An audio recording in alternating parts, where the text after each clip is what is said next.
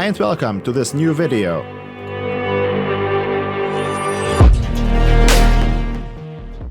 This time I'm in Frankfurt am Main in the not-so-glossy reality of the city's railway station. Situated next to some of the worst and best areas of Frankfurt, the station is really a melting pot and a major piece of travel infrastructure. So, what am I doing here at 6 o'clock on a cold November morning? The answer to that is, of course, that I'm here for a trip, which basically consists of two legs. Let me show you what I'm talking about on the map. Here at Frankfurt Main train station, I intend to board a German high-speed train that will bring me to Basel in Switzerland, and that's the topic of this production. In a separate video, I'm going to show you the second leg of the trip from Basel to Milan in Italy. Thus, it might be worth subscribing. The trip has a scheduled duration of 2 hours and 59 minutes for a distance of 334 kilometers, and it will be done on an ICE 4. Let's walk around the station for a little while.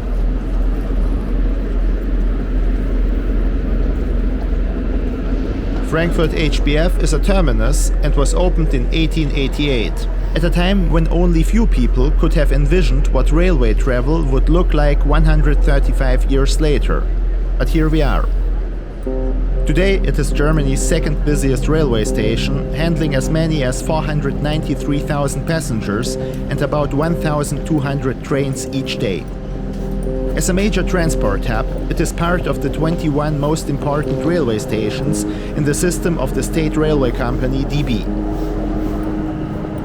It may not really look like that on this footage, but as a traveler you have to know that this station has a certain reputation for having a problem with crime. The adjacent Bahnhofsviertel, which translates to station quarter, is known as the city's red light district and also attracts many people with drug addictions. While only a few hundred meters away you have upscale apartment buildings. The Grand Tower is an example that I marked as a reference point on the map. And here at Frankfurt Hbf everything kind of comes together, so you might want to keep that in mind.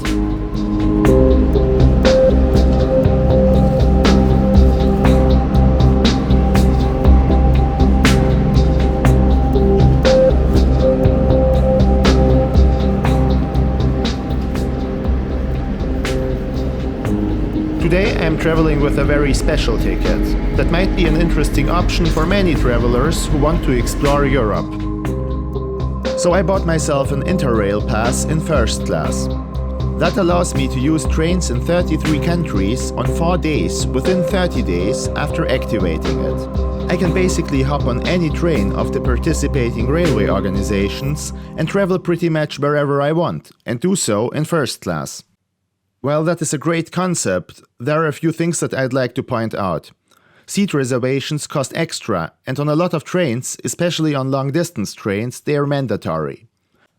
On the ICE, you are not required to reserve a seat. I did it anyway and reserved it on the website of DB. That was not only cheaper than on EU Rail, but the DB website allows you to choose a specific seat, while EU Rail just seems to assign you any seat available. The reservation cost me €5.90. First class on the ICE comes with a 2x1 cabin, a power socket, Wi-Fi and service at the seat. However, even with the first class Interrail ticket, you don't get access to the DB lounges.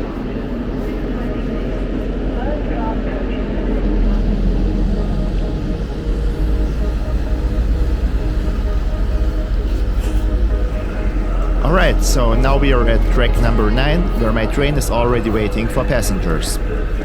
If you're a railway geek, you can probably recognize that it is an ICE 4. Despite the fact that this train makes a cross-border trip to Switzerland, it is not marketed as an ICE International. That name is reserved for trains that travel between Germany, Belgium and the Netherlands. As I am about to board it, let me show you some of the technical details of the rolling stock.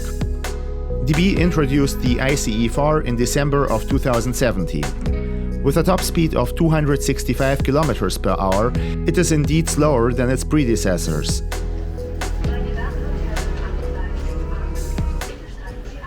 So, ladies and gentlemen, here you can see the first-class cabin in the ICE4. As mentioned earlier in the video, there is a 2x1 seat layout here, with some of them being arranged around a table. There are little displays integrated into the seat that show on which section a particular seat is reserved. In my case, that's from Frankfurt am Main to Basel.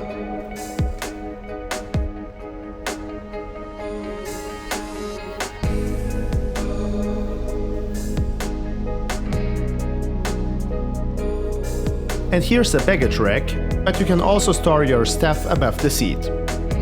When it comes to the seat pitch, there are pretty significant differences between the various types of InterCity Express trains in Germany.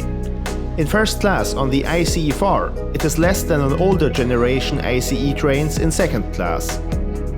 That made a lot of customers quite unhappy, and is one of the reasons why the ICE4 faced a lot of criticism, and some people call it uncomfortable.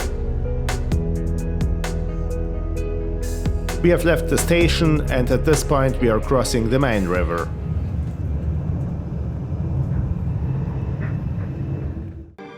Frankfurt am Main is Germany's fifth largest city by population and one of the most important financial centers in continental Europe.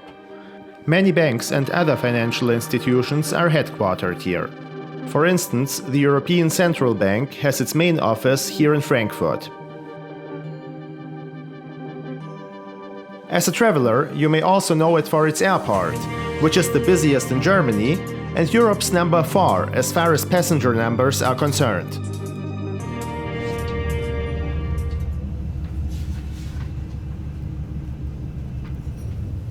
Okay, so I decided to start the day with a breakfast on board the ICE.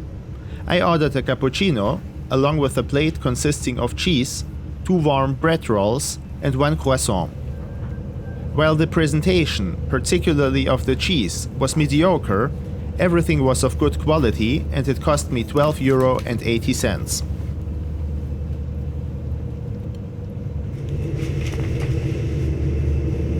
While I was having my breakfast, we have reached our first step, the city of Mannheim. Mannheim is quite untypical for Germany because the streets are arranged like on a grid pattern, and therefore it is called Square City. In addition to that, it's located at the confluence of 2 major rivers in Germany, the Rhine and the Neckar. This is Mannheim Hauptbahnhof. It belongs to the second price category of DB.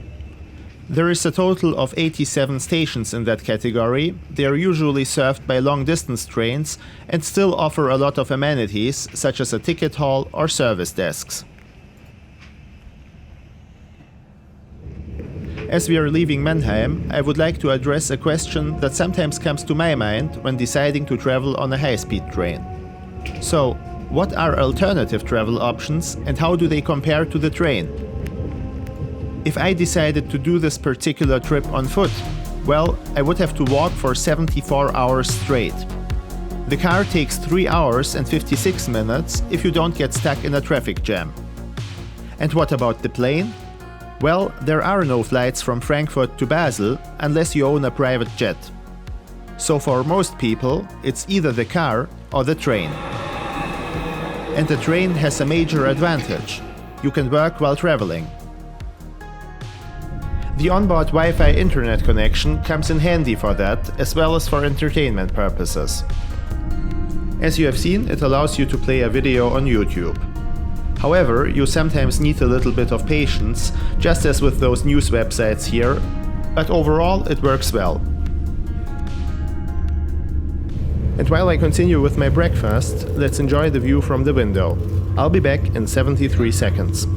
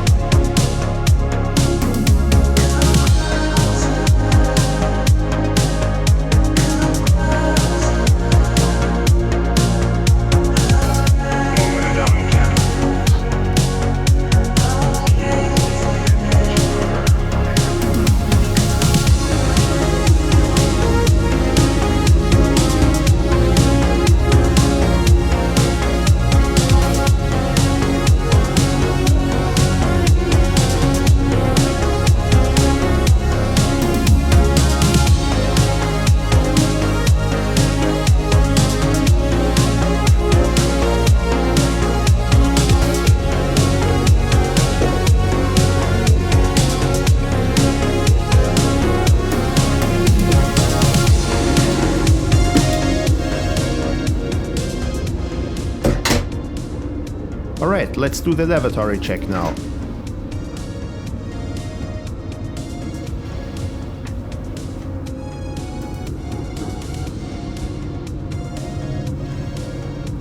By the way, interesting design with those fake tiles here.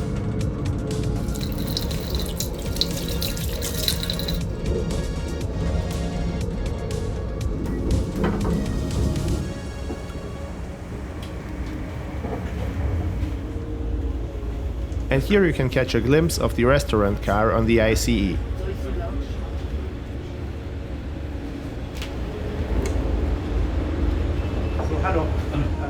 Okay, ladies and gentlemen, we are approaching our final destination.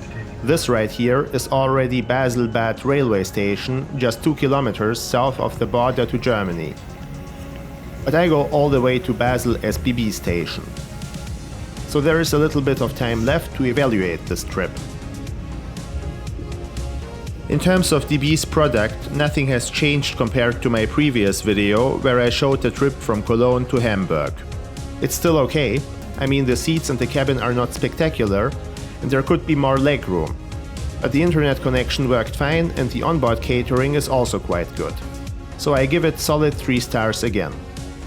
This time I also decided to evaluate the route itself, so basically I give an entirely subjective rating of what I think of the view from the window. And here I give 2 stars, it just wasn't jaw-dropping, but again, that's obviously subjective. A couple of words about the destination. It is the 3rd most populous city in Switzerland after Zurich and Geneva.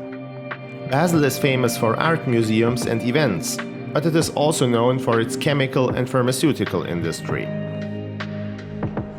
Okay, we have arrived at Basel SBB. I hope you enjoyed this video. If so, please don't forget to share, like and subscribe. And please feel free to tell me what you think about the ICE, and maybe you have some travel stories with this train that you want to share. Thanks for tuning in and have a great day wherever you're watching.